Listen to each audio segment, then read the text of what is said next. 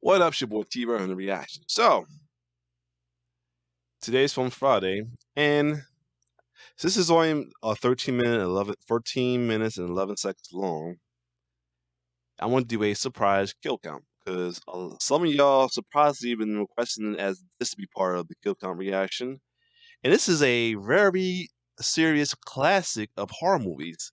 Probably one of the probably early in the slash, probably early incarnation of slash. Well, or earlier than Psycho. It's called Bucket of Blood, which came out in 1959.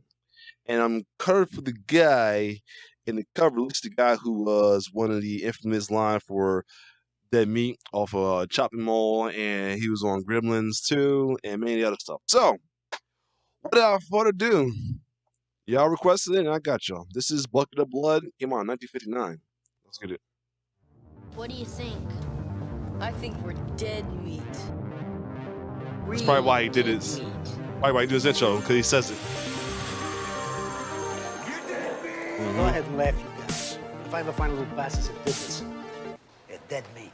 Welcome to the Kill Count, where we tally up the victims in all our favorite horror movies. I'm James A. Janice, and I'm sad to say that on January 30th, 2019, we lost the truly amazing character actor, Dick Miller. That's why he did it. He passed away when he released this. Okay, R.I.P. Dick Miller. Yeah, I did remember hearing about his passing. Miller appeared in over 100 movies, perhaps most famously in Gremlins and Gremlins. its sequel. And he also happens to be a very special part of Dead Meat, since it's his line in Chopping Mall that ends the extended version of my intro that Chelsea edited. Go ahead and laugh, you guys. But if I ever find a little bastards that did this, they're dead meat. Miller had a long career and a long life, living to the age of 90 with his wife of more than 50 years, Lainey. He appeared in practically all of Joe Dante's films and many movies by Roger Corman, including the subject of today's kill count, A Bucket of Blood, released in 1959. A Bucket of Blood is a fun little horror comedy that sees a spry young 30-year-old Dick Miller in a starring role as Lonely Walter Paisley, a name that would be reused for at least half a dozen other Dick Miller characters throughout his career. Written by Charles B. Griffith, who would go on to write another Corman-directed horror comedy, the much more famous Little Shop of Horrors. The original one, wow. Blood is a satirical take on the beatnik subculture and came out right before beatniks passed their counterculture crown to the hippies of the 60s. In this film, Miller's Walter Paisley is a wannabe artist who would absolutely kill to have the respect of all the OG hipsters that surround him. And exactly how many kills does it take to get a little respect? Let's find out and get to them. The movie begins in the Yellow Door, a coffee shop slash art exhibit slash place with open mic Fridays. A bearded beatnik named Maxwell Brock tries to be heard over his saxophone player as he drones on and on about art, man. Where are Leonardo, Rembrandt, Ludwig? Alive, alive, alive. The busboy at this joint, Walter Paisley, is so entranced by the words he hears, he can't help but make eyes at the poet. Walter wants very badly to be an artist, but the owner of this place, his boss Leonard, thinks he's nothing more than a disc jockey. And he doesn't get much respect from his would-be peers either. Walter has a clear mind. One day something will enter it, feel lonely, and leave again. I mean, I guess the guy is kind of weird and inept. He stares at random couples making out on the street and can't even properly kick a can down the road. No one saw that. No one saw that. At home, after fixing himself dinner in a dusty saucepan, he tries his hand at his absolute favorite art form, claymation. Be your nose. Be your nose. Oh man, this he doesn't said look be like your nose. or Bob. His sculptor's block boils over when he hears a cat in the wall that won't stop meowing at him. The cat belongs to his landlady, who had been asking after her pet earlier, and Walter takes an interesting approach to getting it out of the wall. Yeah, what were you trying to do there, Walt? Stab a pilot hole? He tears away his cheap-ass wall to find a very fake-looking dead cat back there. Or maybe his true art form is taxidermy, and that's where he keeps his works. In any case, it's kinda hilarious that Walter just literally did the opposite of what kill the cat, man! Movie to win over the audience. He is sad about it at first, but the next morning, he feels some inspiration, and inspiration feels like clay. He heads to the Yellow Door and shows his skeptical boss Leonard and the much more encouraging Carla a thing he made. It's a thing I made. The thing he made is a cat covered in clay. What's it called? Dead cat? Dead cat? That's its name? Sure. And Dead Cat is immediately praised by Carla as a shining example of realism. Leonard even agrees to put it in the corner of the Yellow Door that night, saying he'll split the profits with Walter if it sells. The cat's a bona fide hit with the artists there, including Maxwell Brock, that lead beat and apparent template for Season 3 Paul Kinsey. Brock toasts to Walter and makes a big to-do about his clay-cast kitty cat, and the ruckus it causes makes Walter so popular that he's unable to fulfill his busboy duties. So Leonard sends him home and tells him to work on another art project. Make another cat.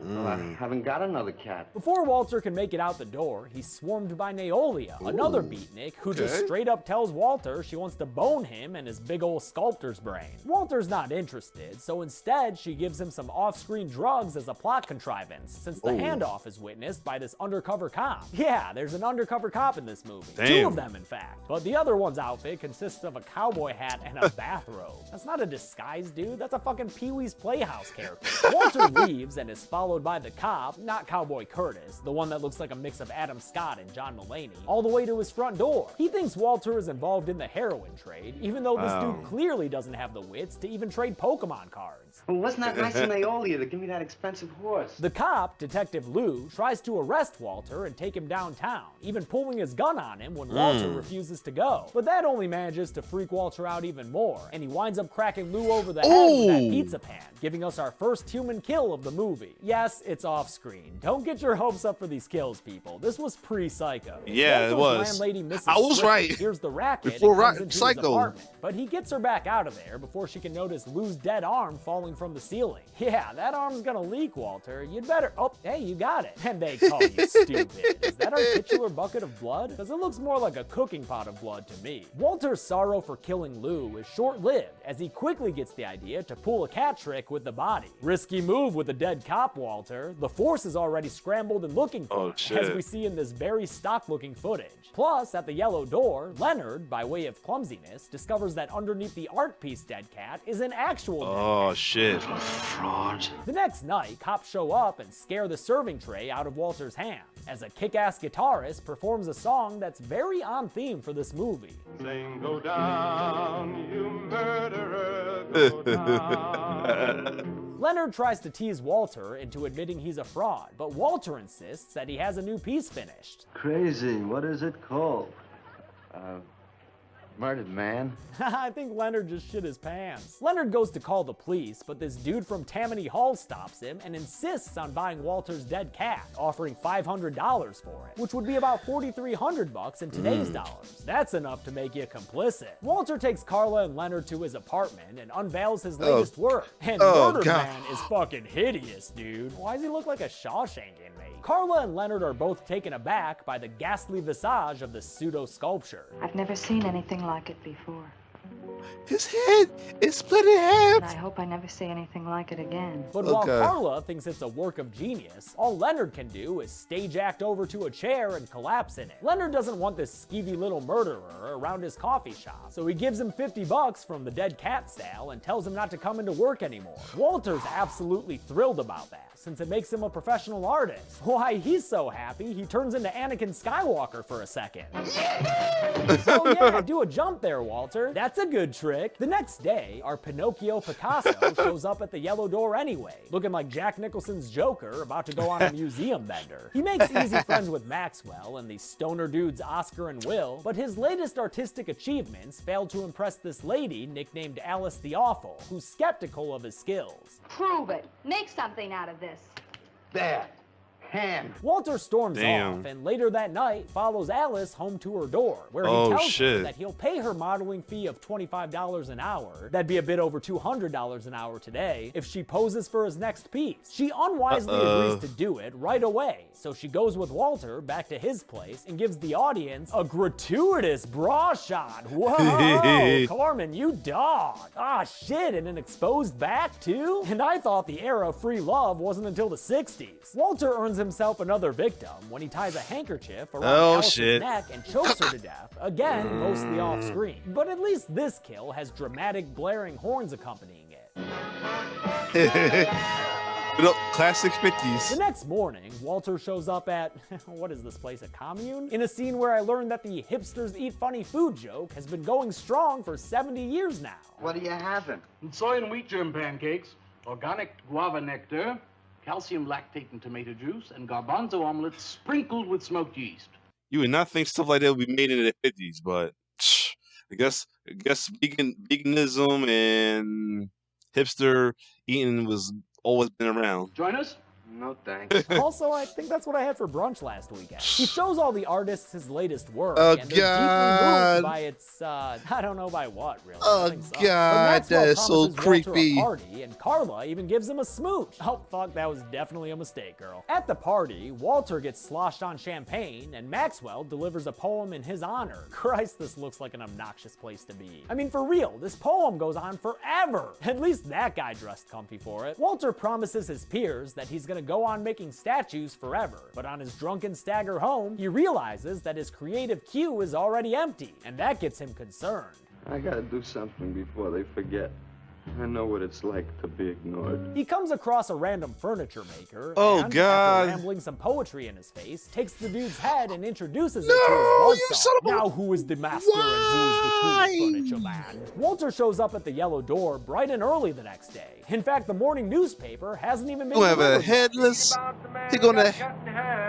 He presents his new art piece to Leonard, hoping it'll be a hit, but instead it's a bust, because Leonard knows the truth behind Walter's artistry. Leonard's solution to this problem is to throw Walter an art exhibit? I'm not sure I understand What? the rationale here, but okay. On their walk to the exhibit, Walter tells Carla he likes her. Aw, Walter, that's cute. You know, as long as you don't try to rush it or anything. I want to get married. To you. You blew it! Carla tries to carefully tell Walter that she doesn't feel the same way about him. But Walter, of course, doesn't take it very well. And No, after a you brief kill little her. temper tantrum, he asks Carla if she'll let him make a statue out of her, which she agrees to. The art Uh-oh. exhibit has all of Walter's works on display, although not in chronological order, which kinda irks me. And it looks like all the fat cats and art reviewers are eating it right up. I'd give $1,500 for this. After you read my review, it'll probably cost you $5,000. But after a little bit of schmoozing, Carla realizes the awful truth behind Walter's sculptures, and she tries to get the hell out of there, only to get stopped by our murderous Michelangelo. After he tells Carla that he wants to make her immortal, she pushes past him and starts to run home. He Find a chases girl? after her, leaving everyone Hold up. So is she the original Final Girl? else Well, at the find art out. exhibit, where eventually his secret is broken wide open. A chase scene ensues that involves pretty much all of this movie's wacky side characters. But Walter slows down in his pursuit when he starts hearing the voices of Detective Lou and Awful Alice in his head. Wow. No. You couldn't know. You're dead. Aw, poor decapitated furniture maker guy. He doesn't get a disembodied voice, even though Walter's at the place in which he was killed. Walter runs his fraudulent ass all the way home, where the voices of his victims continue to taunt him. Knowing the jig is up, he decides to hide where they'll never find him. In clay? Or in art, I guess, which he understands to be death. So when the ensemble cast breaks into Walter's apartment, they find him hanging dead from the ceiling. Ooh. Why is it in selfie mode? There we go, yeah. Widen that aspect ratio. The end. How many bodies does it take to make a work of art? He a mess. Let's He a find out mess. the numbers. He's a mess.